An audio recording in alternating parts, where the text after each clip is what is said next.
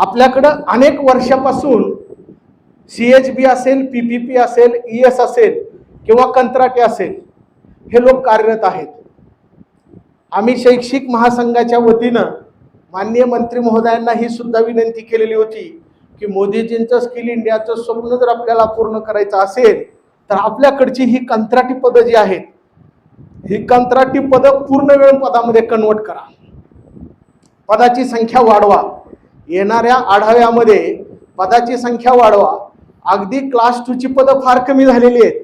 त्यामुळे गटनिदेशकांना प्रमोशननी क्लास 2 वर जाण्यासाठी संधी कमी उपलब्ध आहे.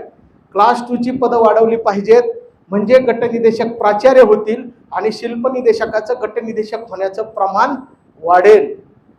CHB, PPP, ES काही लोक 5 वर्ष झालेले आहेत परंतु सध्या नोकरीवर नाहीत. अशा सर्वांसाठी समान पद्धतीनं CBT 1 काही लोकांची झालेली आहे, काही लोकांची प्रलंबित आहे. ह्या सर्वांना नोकरीमध्ये सामावून घेण्याचं आश्वासन मंत्री महोदयांनी विधान परिषद मध्ये दिलेलं आहे आणि तुम्ही सगळ्यांनी ते पाहिलेलंही आहे. त्यामुळं CHB वाल्यांना परमनंट करता येऊ शकत असेल तर 100% मंत्री महोदयांना ह्या इतर प्रश्नावरती मार्ग काढणं हे त्यांच्याच विभागाचं काम आहे. 100% ते मार्ग काढू शकतात. 800 लोकांची परीक्षा झाली, PPP वाल्यांची झाली नाही, एम्प्लॉयबिलिटी स्किल वाल्यांना पदं नाहीत, असं अनेक ठिकाणी म्हटलं जातं.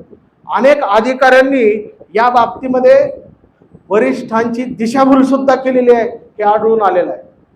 आपल्याकडची कंत्राटी पदं की आपल्याला सुद्धा घातक आहेत मित्रांनो, लक्षात ठेवा.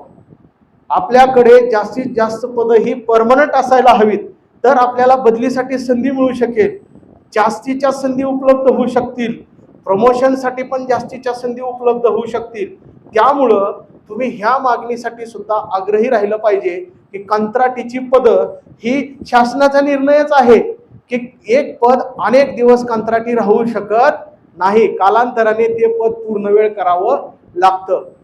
आपल्या सर्वांच्या मनामधला गैरसमज आपण दूर केला पाहिजे. CHB, PPP ह्या सगळे लोक 10-10, 20-20 वर्ष झालं आपल्याकडे तासिकावरती आहेत. आपण रेग्युलर लोक आहोत, पण हे लोक नसते तर आपल्यावर सुद्धा ताण आला असता. 2008 ला माझ्याकडे पण 3-4 बॅच होत्या, एका वेळेला तर 5-4 हे होते. त्यामुळे CHB वाल्यांनी कमी पैशामध्ये आपल्या विभागाला सेवा दिलेली आहे. काय आणि ते जर परमनंट होत असतील, आता मागचे जे परमनंट लोक झाले साधारण 250 लोक परमनंट झाले, हे सुद्धा मंगल प्रभात लोढा साहेबांनीच परमनंट केलेले. म्हणूनच मी म्हणतो की आपल्या जास्तीत जास्त मागण्या, वाढपी सध्याला आपला आहे, आपल्याला गरम पुरी मिळू शकते, गरम जिलेबी मिळू शकते, 2 गुलाबजामुन जास्त मिळू शकतात. त्यामुळं वऱ्हाडी मंडळी संख्या वाढवा. आम्ही आयोजक इथं बसलेलो आहोत. आपल्या सर्वांना विनंती आहे की PPP, ES हे लोकांची परीक्षा जरी झालेली नसेल तर नजीकच्या काळामध्ये त्यांची सुद्धा परीक्षा घेण्यासाठी आम्ही आग्रही मागणी माननीय मंत्री महोदयांकडे मांडू आणि या बाबतीमध्ये कुणावरही अन्याय होत असेल तर आम्ही अन्यायग्रस्तांच्या पाठीशी उभा राहू. आज